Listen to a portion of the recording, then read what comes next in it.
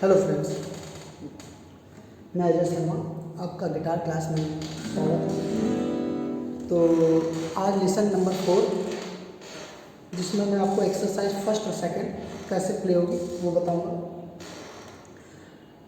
सबसे पहले मैं आपसे रिक्वेस्ट करूंगा कि जो मैं लेसन अभी 4th बताने जा रहा हूँ जिसमें मैं एक्सरसाइज फर्स्ट और सेकंड है उसको मैंने नोटबुक में नोट कर दिया है और उसको वीडियो के एंड में मैंने डाल दिया है। आप सबसे पहले वीडियो के एंड में जाइए और उस एक्सरसाइज फर्स्ट और सेकंड को नोटबुक में नोट कर लीजिए और उसे अपने सामने रखिए, जिससे कि मैं जो एक्सरसाइज फर्स्ट और सेकंड बताऊंगा तो आपको बात समझ में आएगी कि मैं क्या कह रहा हूँ। ओके, तो ये काम आप सबसे पहले करिए, इसके बाद हम आगे का वर्क करते हैं। ठीक है, तो चलिए क्लास आगे करते हैं। उम्मीद है आपने नोट कर लिया होगा। अब जो लोग क्लास पहले से कर रहे हैं उन्हें एक एक लेसन प्रॉपर समझ में आ रहा होगा कि मैंने फर्स्ट लेसन में स्पेक्ट्रम को कैसे पकड़ते हैं, सेकंड में मैंने नोटेशन बनाई। तो सेकंड लेसन में मेरा कैमरा थोड़ा उल्टा हो गया था तो उसके लिए सॉरी, लेकिन मैंने लास्ट में जो लिखा है उसकी इमेज मैंने डाल दी थी तो थोड़ी प्रॉब्लम आई होगी, लेकिन अगर आप थोड़ा ध्यान देंगे तो आपको समझ में आ जाएगा। थर्ड लेसन जो मैंने बताया वो नोटेशन कैसे गिटार पे बजेगी, तो अब यार ध्यान रखिएगा। ये जो लेसन है 4 एक्सरसाइज फर्स्ट सेकंड जिसमें मैं बताने जा रहा हूँ, ये तभी आप कर पाएंगे जब आपने लेसन नंबर 3 किया होगा। तो ध्यान रखिएगा, लेसन नंबर 3 जरूर करिएगा। जो अभी ज्वाइन कर रहे हैं उनसे रिक्वेस्ट है कि वो फर्स्ट सेकंड भी देखें और थर्ड लेसन नंबर 4 तभी आप कर पाएंगे। तो टाइम वेस्ट करते हैं। लेसन नंबर 4 में देखेंगे आप लिखा है exercise first ascending and descending order. तो what is this ascending and descending? तो असेंडिंग क्या है? छोटे से बड़ा।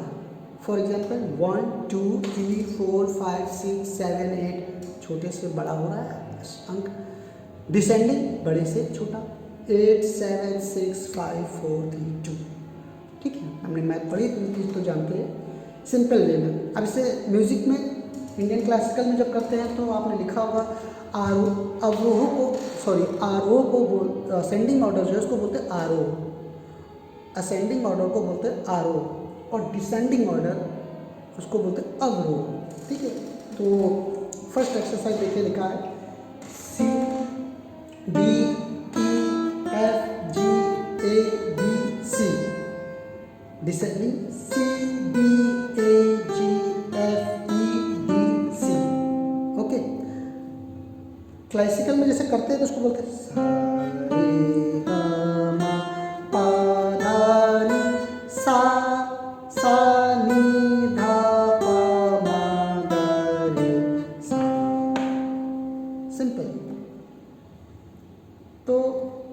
ये हुआ असेंडिंग और डिसेंडिंग ऑर्डर और एक्सरसाइज फर्स्ट।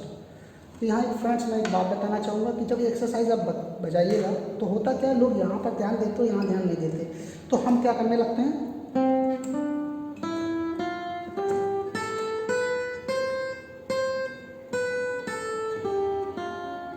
हम जो पैटर्न चला रहे होते हैं वो एक ही वे में चला रहे होते हैं, या तो हम सीधा चला रहे नीचे डाउन डाउन कर रहे होते हैं या अप अप कर रहे होते हैं। तो इस मिस्टेक को कैसे दूर करें? ये बहुत बड़ी मिस्टेक है, आपको बहुत छोटी सी बात लग रही होगी। बहुत लोग कहते हैं कि गाना बजाते लेकिन सुनने में अच्छा नहीं लगता। उनका कारण यही है कि उनका पैटर्न जो गिटार का सिस्टम है कि अप डाउन पैरेलल वो नहीं चल रहा होता, वो सीधे ही बज रहा होता है। छोटी सी बात है लेकिन यही चीज़ें हैं जो एक गाने को बहुत अच्छा बनाने में बहुत वो काम आता है, यूज़ होता है। तो जो मैंने फर्स्ट लेसन बताया है आप थोड़ा सा पैटर्न पे टाइम दे दीजिए, बस ये आपका जो अप डाउन है ये सही हो जाएगा तो आपका पूरा फोकस यहाँ पर रहेगा और आप वर्क करने लगोगे। ठीक है, तो ये हो गया एक्सरसाइज फर्स्ट। अब आते हैं एक्सरसाइज सेकंड। आप ध्यान से देखिए, एक्सरसाइज सेकंड वही चीज़ लिखी है असेंडिंग एंड डिसेंडिंग। नया क्या है, सी के आगे देखिए एरो बन के 2 लिखा है, इसका मतलब है सारे नोट जो है वो 2 बार बजने हैं। अब वैसे लिखने का तरीका इसका ये कि C C D D E E F F ऐसे, लेकिन मैं इसको शॉर्ट कर दिया है। अभी क्लासिकल इसको करते तो कैसे करते हैं, सा सा रे ग ग म प प धा धा नी नी सा सा, ये हो गया असेंडिंग मतलब आरोह।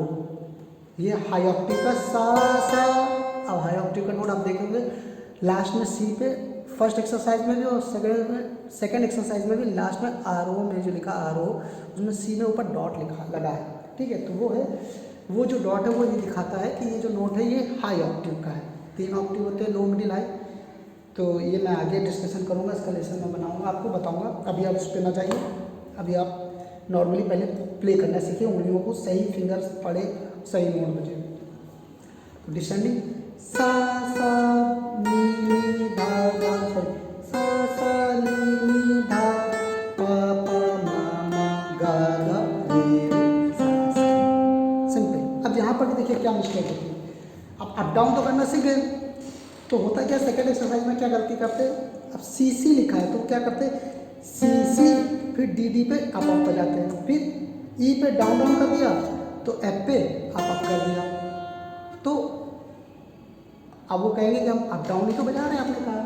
लेकिन देखिए यहाँ पर नोट हो गए हैं 2 CC, तो यहाँ पर भी वही अप डाउन या down up, C C D D E E F F G G A A B B C C C C D D A A B B E E F F D D C C। तो बहुत छोटी छोटी चीज़ें हैं, आप इन्हें ध्यान देंगे तो आप बजाने लगेंगे। और ये हो गई एक्सरसाइज सेकंड, और exercise first second is complete. अब देखो दोस्तों, मैं जो बात बताने जा रहा हूँ उस पर बहुत ध्यान दीजिएगा। एक्सरसाइज बजाना इज़ अ वेरी इंपॉर्टेंट। गाना बजाने से भी ज़्यादा इंपॉर्टेंट है एक्सरसाइज।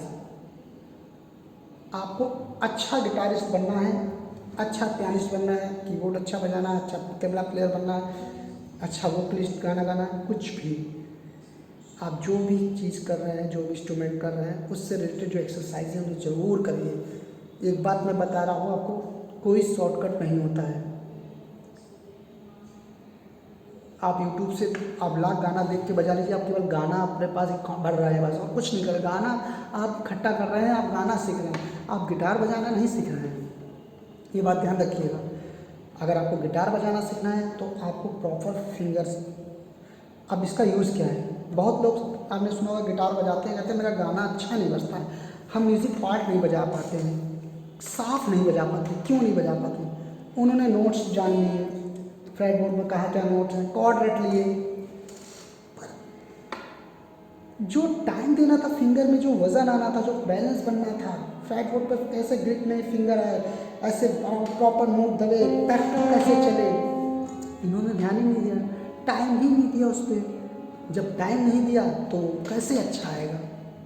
यहाँ देखिए, चाहे वो गेम हो, आर्ट हो, एक अच्छा बैट्समैन डायरेक्ट जाके बैटिंग नहीं करने जाता, उससे रिलेटेड जितनी भी उसका कोच होता है, जो उससे रिलेटेड जो एक्सरसाइज होती है वो डेली प्रैक्टिस करते हैं, तब वो जाके इतना अच्छा प्लेयर बन पाते हैं। चाहे वो बॉलर हो, अगर कोई किसी को अच्छा रनर बनना है, दौड़ना है, तो पहले अपने पैरों को मजबूत करना होता है।